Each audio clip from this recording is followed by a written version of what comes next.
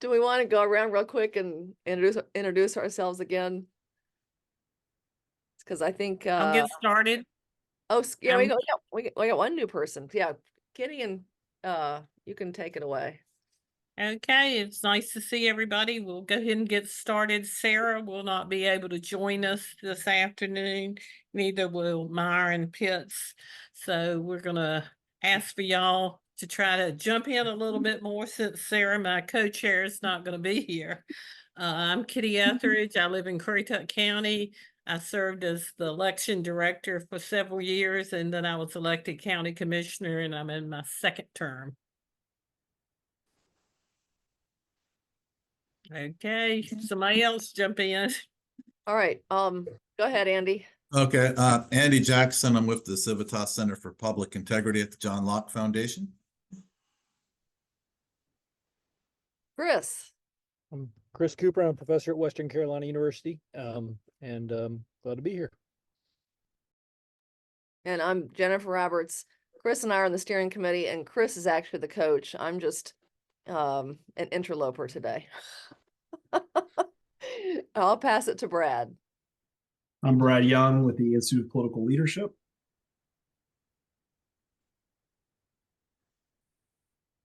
Afternoon, everybody. My name is Preston Blakely. I'm the mayor of the town of Fletcher out here in West North Carolina.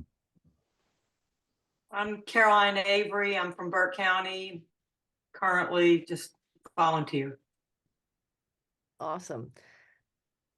Rachel. Hey, I'm Rachel Capon. I think most of you have met me already, but I am the state coordinator with Team North Carolina. And we introduce Scott, who is new with our Carter Center initiative. Scott, why don't you tell us about yourself? Sure. Thanks. Thanks, Jennifer. I'm Scott Konopasek. I'm in Richmond, Virginia. I'm a consultant with the Carter Center. I was previously an election administrator in 4 states for about 30 years. And I'm working on the DRN project and the election observation project for the Carter Center that we hope to have in place this fall. And for those of you who don't have Carter Center acronym speak, DRN stands for Democracy Resilience Network. But in North Carolina, we're calling it the North Carolina Network for Fair, Safe, and Secure Elections. So that's a, we love acronyms. But Scott is lending his expertise to a number of the states the Carter Center is working in. And we invited him to join us whenever he wants. Thank you for joining us. We had been, before everybody joined, we had been talking about the redistricting, and I think we did discuss it quite a bit last time. And I think maybe it was Rachel, whoever said it. I feel like it needs to go under this committee because you have, it is one of the qualifications where you live. You can't just file for office. So I think being under this committee would be a good place to put it. At the last meeting, we also talked about the different election procedures, partisan elections, nonpartisan, residency requirement, and how to get public input and polling of the people, how they think the election went off last time. And so we're going to today, if you looked at your agenda, we're going to talk about unaffiliated candidates. That'll be our first topic. And before the meeting, I went back and looked at the State Board of Elections website.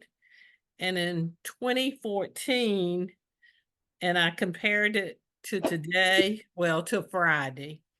And the Democrats were 2,761,350 in 2014. And today they're 2,412,438. That's a decrease of 348,912, which is about a 12% decrease.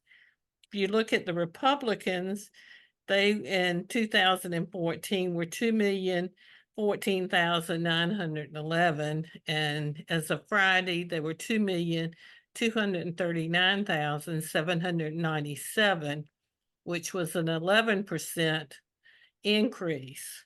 Well, if you look at unaffiliated, back in 2014, they were 1,828,942.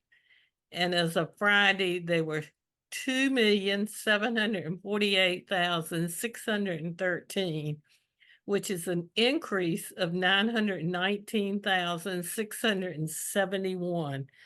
That's a 50% increase. So it is a large percentage of our population that I think it's going to be hard to convince Democrats and Republicans how to give them more power, but it's almost impossible for somebody to get on the ballot as unaffiliated. I know we've got a candidate in our county who's working to try to get on the ballot as county commissioner. And he even went to all the trouble of printing people's names. And all you had to do was put your birth date and sign it. And it wasn't acceptable because all of it wasn't printed. And so we need to work with the people to try to make it more accessible to this. I mean, this is where most of the people who are registering in our state are going to unaffiliated voters. Anybody else's comments? Y'all got to help me along today. Well, I'll just say in Burke County, we had a beloved 80-year-old man, veterinarian, who has probably helped every nonprofit in this county. No, and every homeless person, every nonprofit. And he has always been unaffiliated. He has served 3 terms on the school board, and he couldn't get on the ballot unless he got 4% of the registered voters in this county to sign with their name, their date of birth, their address. I mean, everything, you know, that on kind of on record. And he got it. It took this whole county coming together and getting it. He got it, and he got it, you know, well before the deadline. But I think it was we've got a local newspaper. The local newspaper took a huge stand. We got a new, you know, 100% local newspaper, and it took everybody in this community, young, old, black, white, homeless people, all trying to get people's signature. But I think it was positive for this community to see that it's possible. But you know, our local newspaper did a great editorial, and they said, just so everybody in this county understands it, you can have an 18-year-old who's dropped out of high school. He's sitting in his parents' basement. He's never had a job, sitting in his parents' basement playing video games all the time. And he decides, hey, I think I'll run for school board. And if he's registered in a party, he can pay $20, fill out a form, and he can get on the ballot. But if you're unaffiliated, you got to get 4% of, it's ridiculous, 4% of the registered voters to sign it.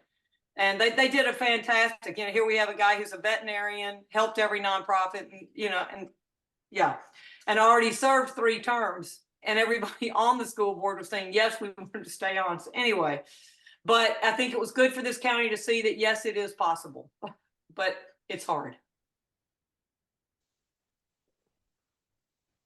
Well, I agree with you both Katie and Caroline. I'm curious if any of the experts on the call know the background behind the verified signature rule from the state. I mean, where did that come from, and why does it exist? Is it purely for partisan reasons? Do we know? Are you talking about for petitions or for or that new experiment they're doing in 10 counties for absentee ballots? Well, for an unaffiliated candidate to get on the ballot, they have to get verified signatures, right? And that's You have to get 4% of the registered voters in the county. They have to get 4% of those, not just signatures, address, signatures, date of birth. Yeah, I was just wondering the history behind that. Chris, do you know? Yeah, a little bit, and Andy or anybody else jump in on it too. So right, we didn't have unaffiliated as a category till 78. We get unaffiliated as a category. Some folks started running for office, and one person lost a primary and then ran again as an unaffiliated candidate. So right after that, we created a law that said can't do that.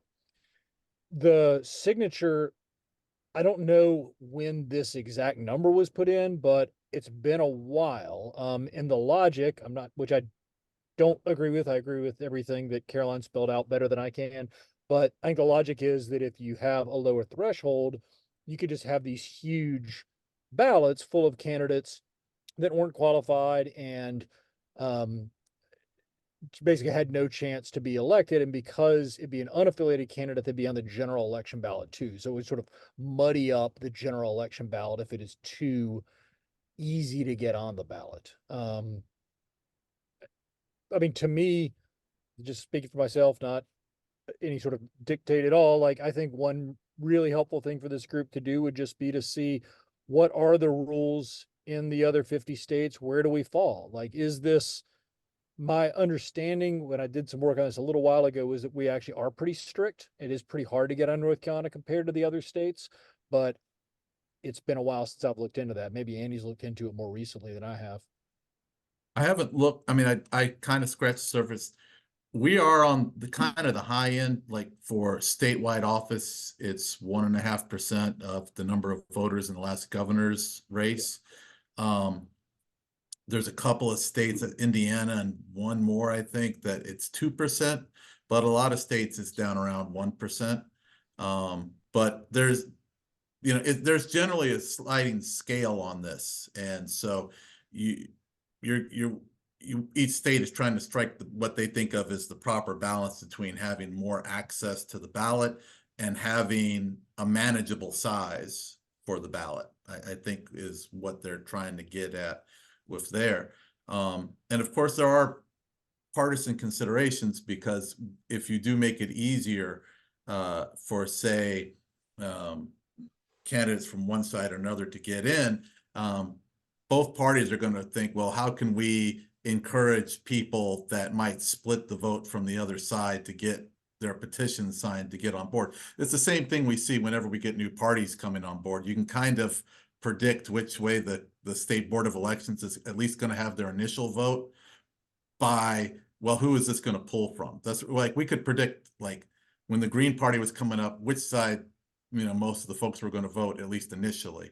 And if we had, like, the Veterans Party is coming up, they're considered kind of a conservative party. I expect the votes will be flipped on the State Board of Elections about, at least initially, whether or not they want to have that party on board. So yeah, we're a little more strict than most states as far as I know. I realize it would be if you just allowed anybody who's unaffiliated to be on the ballot for November, but just throwing it out there, I wonder if there's any way you could have, it wouldn't be a party primary, but a primary for unaffiliated voters. Scott's got his hand up. Yeah, if you don't mind if I jump in for a second, I've had some experience in other places. I'm very familiar with this issue. So there are some arguments to be made about it makes the administration of election more difficult because you may have more candidates than what you previously had, but generally speaking, more choices is more democratic and more participatory than having fewer. But I think, and everybody kind of nibbled around the edges with their comments. It's really the political parties don't want to give up power. They don't want to give up control of who gets access to the ballot. The primary processes and sometimes caucus processes give them a lot of power in filtering through who actually makes it to the November ballot. So the higher thresholds for independent candidates is kind of a common thing in most states. One of the things that may be a little bit different in North Carolina is which offices are partisan and which are not. Many states, county offices, school boards are nonpartisan. so the parties don't play a role in qualifying a candidate to make the ballot. But it's a very common thing, and it really boils down to the duopoly of the two-party system, whose interest on both sides is to make it harder for a third party or unaffiliated voters to make a dent or to win office. And it is a trend across the country, as was pointed out at the beginning, that more and more voters, particularly in the last 10 years, have migrated from having a party preference to having no party preference. So from the West Coast to the East Coast to the North to the South, it's a new phenomenon. And arguably it's 40 to 50% of the voting population that doesn't have a say in who gets qualified or nominated to make it to the ballot. So you really need to, I would suggest you think of it as a political issue more than an administrative issue.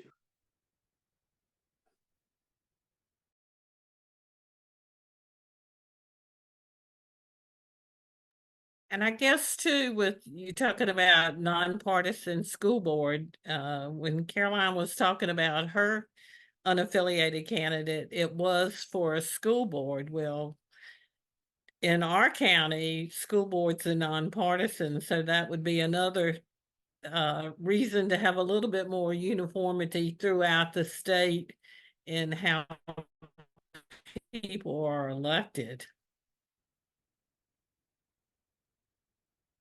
And a Yeah. question for maybe Chris or maybe Andy, just, we have 5 states in the country now that have nonpartisan primaries. What occurred, or what was the kind of movement that might have played into that, catching momentum and coming into existence there? And has that been something that has been something that's recent? I know some of them, some of the jungle primaries have been a little bit more long-standing, I think, like Louisiana. But is there any momentum behind that idea in any of the other states? I mean, my gut, and everybody should jump in, is, yeah, Louisiana's had it forever. And that the other states that have gotten it tend to be states with referenda, and initiatives. And obviously we're not a direct democracy state. So I think there's no history of it and there's no political lever to pull. So I don't know that it would happen here. Although I think we also shouldn't, this is just my take, and Jennifer, Kitty, anybody jump in and disagree with me. Like, I don't think we should necessarily be constrained by what we think is necessarily going to become law. Like, I think if we think something is better policy, then let's go ahead and get that written down somewhere. And I don't think any of us are under any expectation that the General Assembly is going to grab all this stuff and say it's law tomorrow. But we can say, here's some smart people from across the state that had this idea, and maybe it's resurrected at some point down the line. So yeah, and I'm going to switch to my phone, not for any reasons. If I go off, I'm at low battery and I have no way to plug in my car on my laptop. So I'll be right back. I just want to echo what Chris said about this is a nonpartisan, non-government initiated commission. We're just a bunch of people interested, and giving, when we do have findings, we'll want to give a little bit of, what research did we do? I mean, I think Andy's lengthy paper will probably be one of our, items that we have as our resource, things that we looked at before coming up with recommendations. And I think that Caroline's, anecdotal story is terrific. Love to see that op-ed from your, if you've got a link to that, we can add that to our resources. And the idea is, what do thinking people believe would help a third of our electorate feel like they do have better representation. And yes, the political parties are gonna, not like that either. But in effect, if we have a third of our voters, we in effect have, a third party to some extent. Right. And there is, on the same basic issue too, I assume one of the other committees is looking at it, where if you're unaffiliated, you can't be on the state board of elections or any county board of elections, which there's a somewhat active lawsuit dealing with that question too.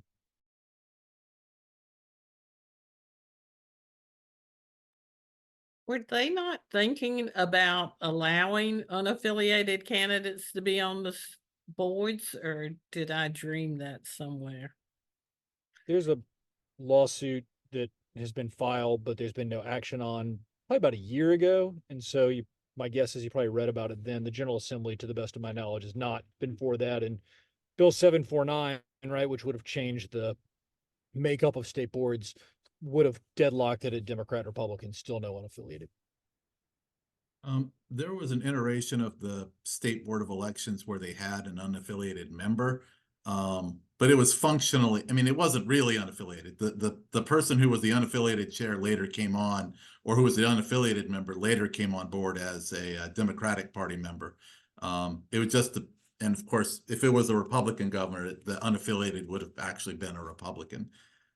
So even if so part of the issue is who's going to serve on the board, but the other half is who's going to have the appointment power for the unaffiliated member. Because, there's a huge variety of folks who are unaffiliated. So who's to decide among that very diverse group of unaffiliated people, well, who is going to represent us on a board? And I think that's a really difficult question.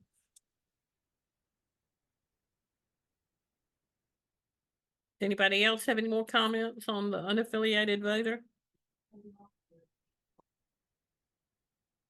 Kind of parallel to the conversation that we've been having last week. Fittingly enough, Bob Orr and I both attended a luncheon for the Forward Party that was in North Carolina, just out of curiosity of some of the kind of what they were standing for and their strategy, that sort of thing. And but that the main three pillars of what they're running on, not necessarily running on anything that is issue based. But they're running on ranked choice voting. They're pursuing open primaries, nonpartisan primaries, and then independent redistricting. Now the difference that they get primarily confused with maybe the No Labels Party, which is entirely focused on the presidential race. Forward is only focused on local races at the moment, and won't be fielding a presidential candidate in 24. So their sole focus is purely on electoral reform at the moment. Now, I don't know, how much runway they have with this, but certainly something that they're making an effort in a lot of different states, trying to support candidates at a local level and be a little bit more of a grassroots approach, as opposed to that top down that No Labels might be pursuing. So just wanted to put that out, that's something that there is a parallel effort that's going on in this space around the same same issue that they're trying to address. Any other comments? Rachel, do you have anything for us? Okay, we'll move next to the filing fees. Discuss whether we think it's too high, too low, or just right. I think the base filing fee is 1% of the salary. I know in our county, a couple of years ago, we had a big discussion over the sheriff made X amount of dollars, but then when the filing fee was set, they put it on the base pay, and people were getting so upset, why based on what he's making if he's going to refile. So there has been some controversy about how filing fee is decided.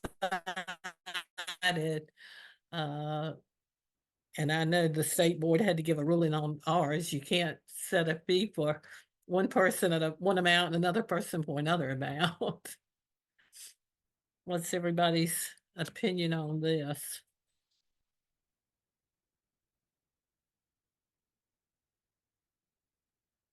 The 1% of base salary is not the same for local candidates. Counties is different, right? Municipalities. Am I understanding that correctly? Their filing fees, or is it still that 1%? Bruce is nodding. We can't hear you, Chris. You need to figure out how to unmute.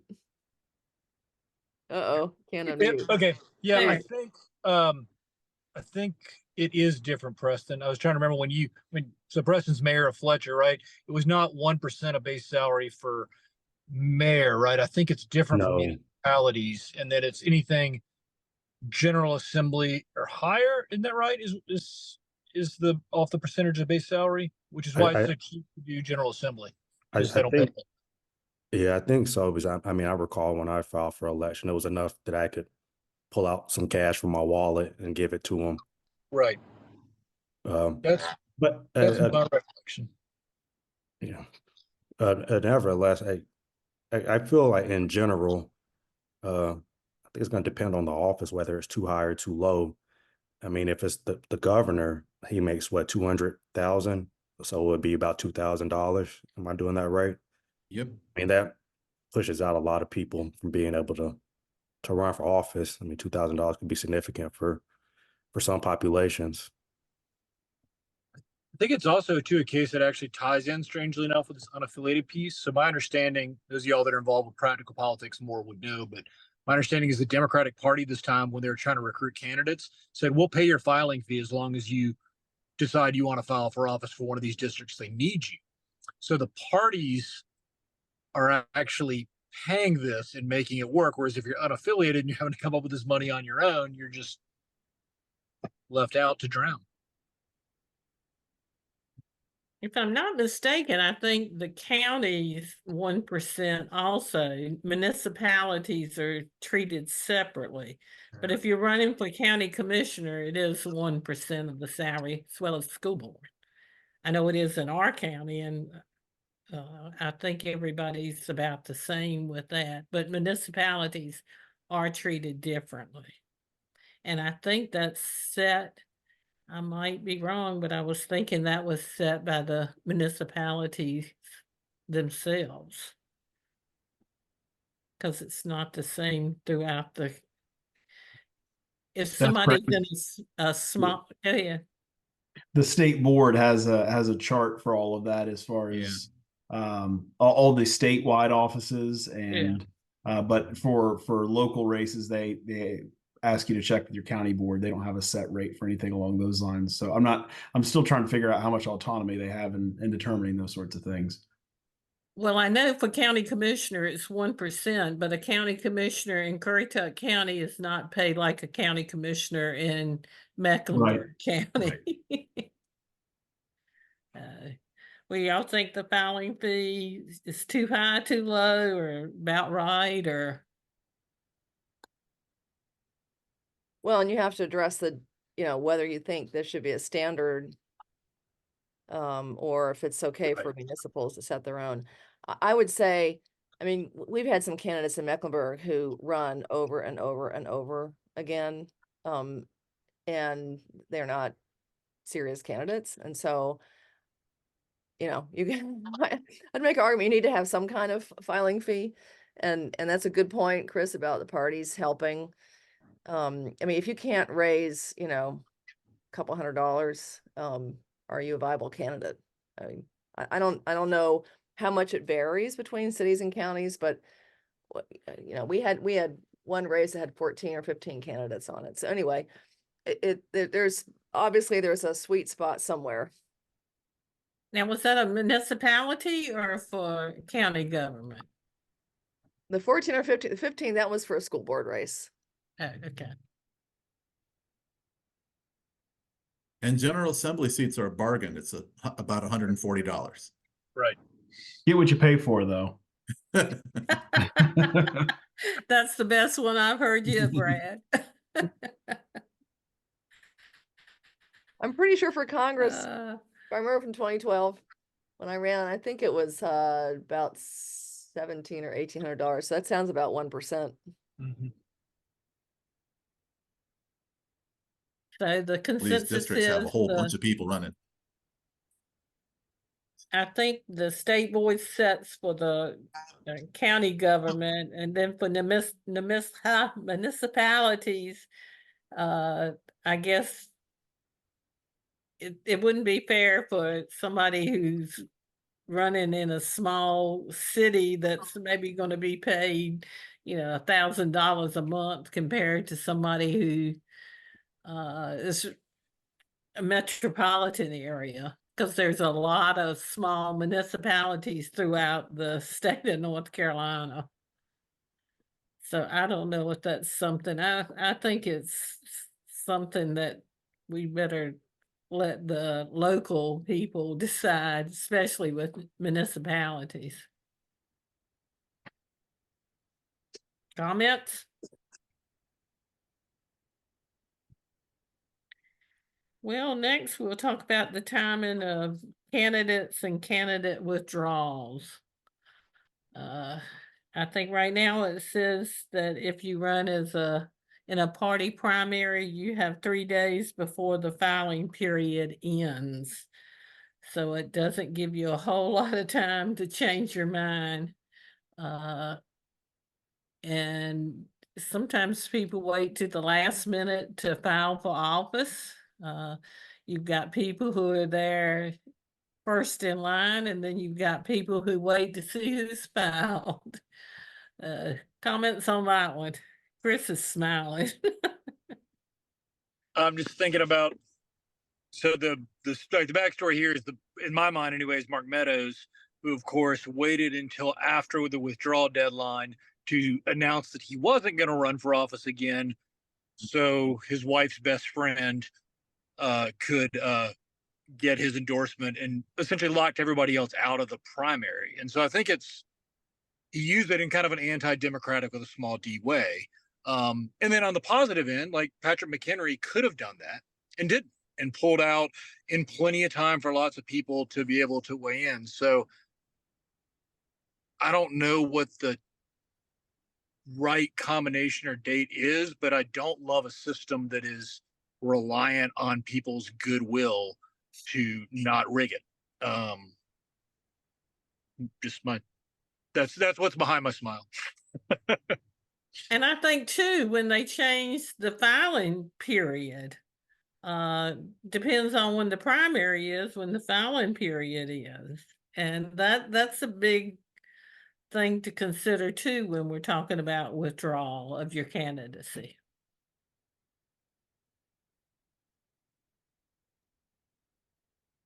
So Chris, what would keep that from happening? Just dream for a minute. What are things that you could put into place that would kind of force people to do the right thing? I mean, that's one thing I hope we'll play with and look at what other states do. Obviously, if the deadline for both were the same day, it would make a big difference. Or if there were a period almost like, I'm not advocating this, I'm just thinking out loud, right? If there appeared almost like free agency afterwards where you could move, it would stop somebody. That would create its own set of problems, but that would stop that particular negative outcome from happening. And I've never really looked into what deadlines other states have, and maybe it's just endemic to the nature of politics. It just makes me very uncomfortable. So, I mean, just to play out that example in the 11th, right? The only people that would run at that point were people who were didn't already have some sort of expressed political ambition, right? So, Democratic or Republican, everybody was kind of out of luck. Yeah. Someone asked, Scott? what do other states do? And because of this gaming scenario that often comes up, many states just say, once you file, you're filed. Your name's going to appear on the ballot. Whether or not you move on or whether or not you take office, that's a different question. But your name is on the ballot, and you need to keep that in mind as you file for office. There's no refund of fees. There's none of the other stuff. You file, you're done. I think one of our problems too in North Carolina is we have our primary so early, and then we don't have the general election to November. So you got a long time in between from when you had the primary, especially having it in March for when you have the presidential primary. That makes for a long time between election times.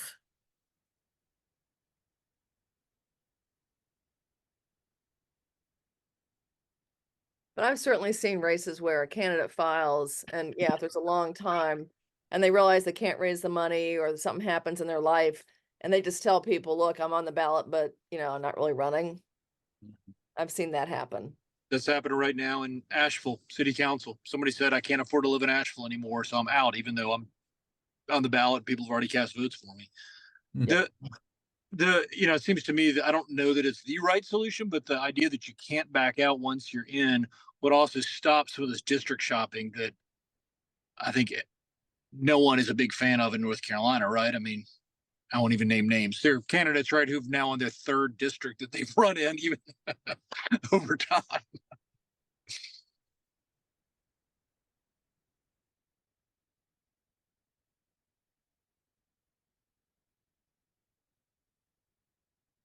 And I think afterwards if you're gonna run in the general election, what is it?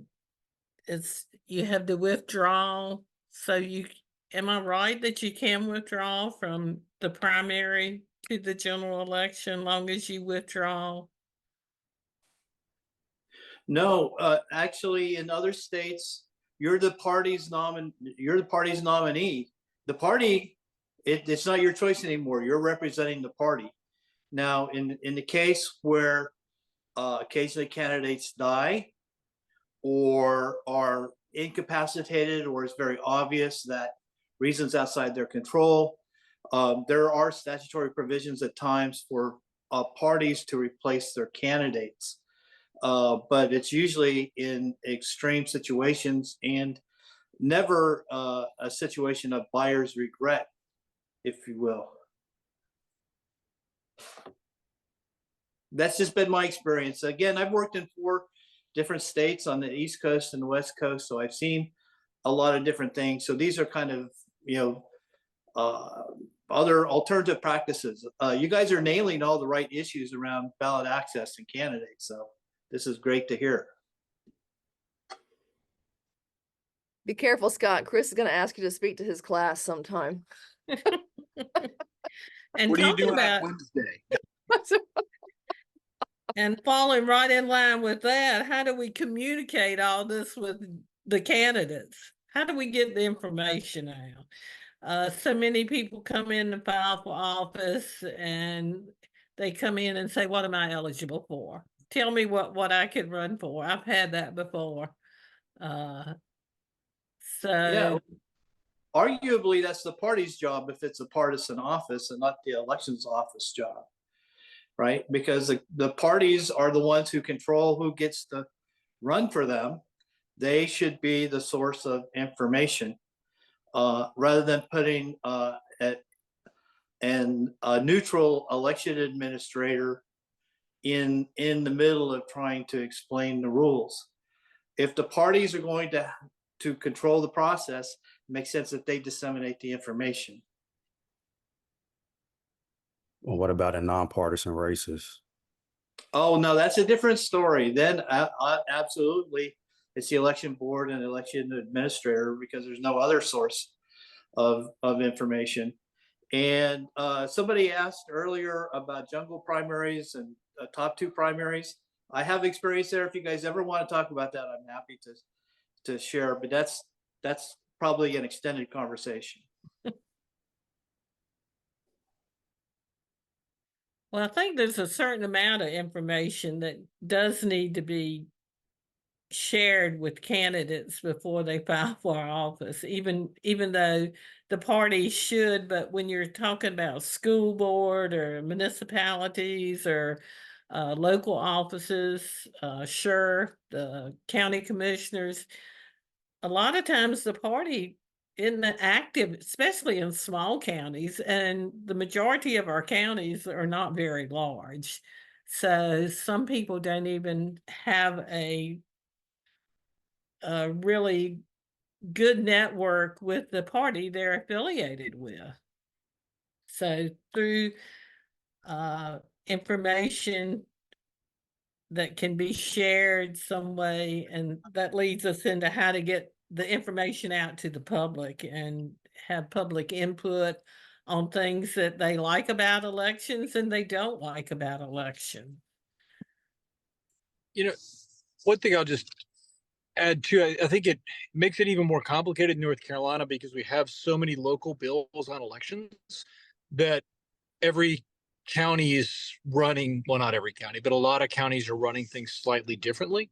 So I'll give you one example that played out in real life. In Jackson County, we had a school board election, and it looked like the one person had won and the other person had lost. And it turned out Jackson County has a runoff rule that is different than the rest of the state's runoff rules because of some local legislation that was put forward in the 1990s that nobody knew about.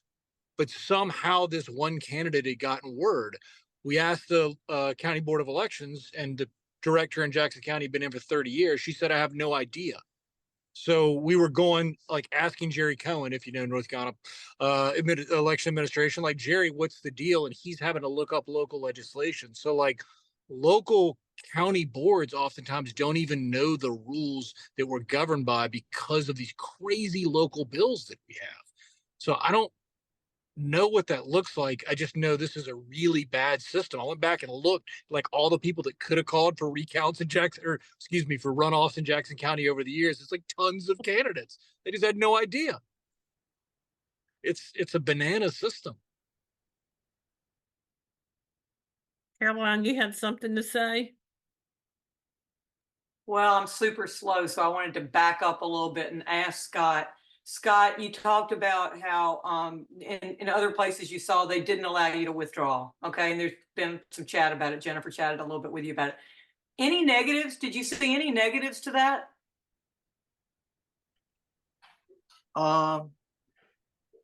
The candidate who always wants to withdraw but is told they can't is often unhappy. But probably the toughest situations are where a candidate is recently diagnosed with a disease and needs to undergo medical treatment, or their spouse or family member, and their role changes to a caretaker.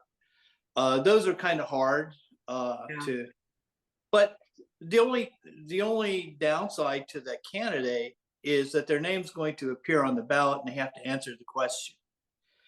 You know, that's it. They're not going to be compelled to take office. They're not going to necessarily be compelled to appear on the November ballot if it's a legitimate scenario. You know, so I would say it's all positive, actually, because election administrators aren't having to recreate ballots and reprint ballots and count some ballots and not count other ballots, and because somebody decided to withdraw or go through the drama of all the the candidate nomination, candidate filing period, go through all that, the drama. It's usually the lawsuits and challenges that come out of that process that used to make my life miserable. You know, I'd be in the courtroom until right before it's time to send the ballots off to the printer. But yeah, it's mostly an upside. I don't see really any downsides other than the legitimate situations where there's a personal thing that comes up with a candidate that makes you feel sympathetic for their situation. But that's rare. Thank you for that. You know, back to the challenge for runoff, Chris, there's another committee that's lawsuits and challenges. So I wonder if that whole issue about the about the county laws that are decades old that no one knows about, if that would be for that legally oriented committee. Maybe. Could be. That's a good point. It could be that or the communication piece. I just think, and I think Kitty's point a few minutes ago too reinforces, like, as we think about outreach, there's the voter center part of election administration, which we're appropriately spending most of our time on as a commission, but there is this candidate centered piece too, that I think we need to do a better job communicating to potential candidates, especially for, yeah, school board. I mean, some of these kind of offices where they just don't know, like finding out what school board district you live in, or if you have districts, or if district people can vote at large. Like, it's a lot of detail, and there's no, as good as our state board website is, and I think it's among the best in the country, there's no one-stop shop for that stuff. That surprises me a little bit. I always publish candidate guides almost a year in advance of an election, laying out all the qualifications, the district boundaries, the documents and the laws that pertain to a position. Is nothing like that? Oh, Is- they absolutely do that. They do that at the state level for sure, but individual county boards don't necessarily do that, and they're not even necessarily aware of these local bills that only apply to certain counties. And our General Assembly's done more and more, for good or ill, more and more election related laws as local bills in the last few sessions. So I think this problem is going to increase and not decrease. Yeah, so that's all the more reason why a local candidate filing guide might be a solution. And if it's not something that administrators or boards of election currently do, it could be something that by statute they might be required to do going forward. If you're looking at statutory reforms. But anyway, just a thought. I know I've been gone out of elections for 12 years. In the 12 years I've been gone, we're now on our 4th director. And you see that throughout the state of North Carolina. There's, I think at one time, I think they said about 50 new directors since the last presidential election. And things change. When I was the director, every candidate that came in or who was a potential candidate, I had a booklet to give them explaining what was expected of them, laws, right down to putting campaign signs on the side of the road. There's not a whole lot of guidance from the state board. The county boards, most of them are just individuals who get a phone call from their party chair and say, will you serve on the Board of Elections? Well, what do I have to do? Don't worry about it. The director, you're just there as a figurehead. That's how it is, folks, in North Carolina. I hate to tell you. And with so many new directors, I think it's very important that groups like this get information out to people and to candidates and to even the boards. The more information people can have, the better off they'll be. And if you think it's, and I'm not being critical of the state board, but if you think they're training people on what to tell candidates, they're not, so this is something that's very important that has been needed for a long time. And I think with so many new people in the election world, and like I say, in 12 years that we've gone through 4 directors, I'm worried that throughout the state, we're going to have a lot of problems. And North Carolina has always been known throughout the nation for having good elections, but when you start losing people who have 20 and 30 years of experience to people who the person that we've just hired in Currituck County has no election experience whatsoever. She just got hired. She's worked a week.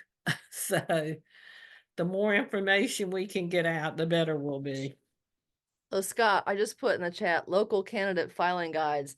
If you have some good examples from other states, we could certainly include that as a best practice and kind of include some examples. I do. I've been trying to look it up so I can paste it in the chat, but I'm on my iPad and my iPhone, so I can't go to other windows. But I'll send something to Rachel, and she can share it out. Perfect. And I think we had discussed, Chris and, Sarah and myself, and I think Rachel was in on the call, that we'd like to get the candidates' input. After the election, to maybe do a survey. What's y'all's thoughts on that? What they felt was good practice, what was not, what they feel like can be improved on, and get some information from candidates. And I think that would help us also.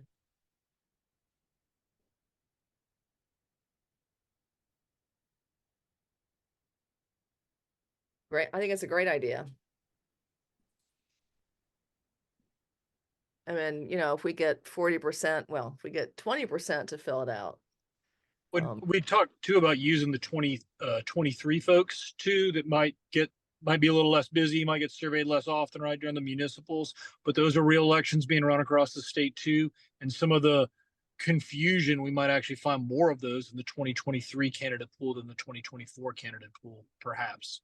It was also the first time we had voter ID, except for that one weird primary. So like, I think, to me, there's a lot to be learned from the 2023 group that we don't tend to pay as much attention to as we should. Any other comment? Somebody want to draft it? Chris just did a thumbs up, so. Yeah, I was going How's to it- chime in and say that it's pretty easy to send out a Google form.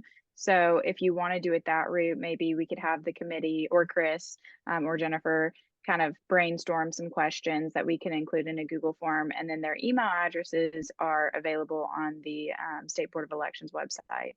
So it would be very easy to send that out and probably pretty easy to get some feedback.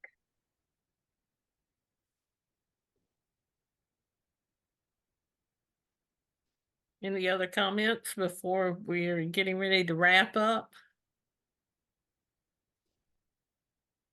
And we can share a draft with the committee and then you all can just reply by email if you have tweaks or additions.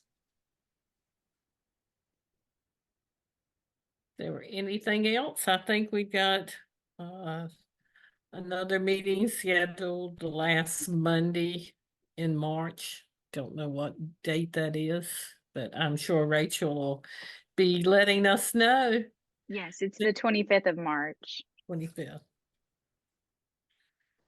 The only other thing was if there are any experts on particular topics that we'd like to have do a presentation to the committee.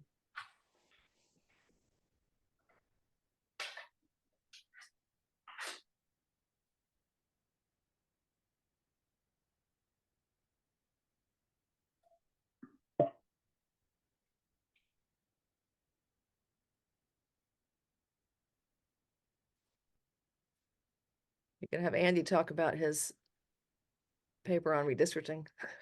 I think that'd be interesting. I really I'm do. always about talking about stuff I've written. I have flashbacks to my dissertation as a book that was only read by one person and skimmed by 4 more.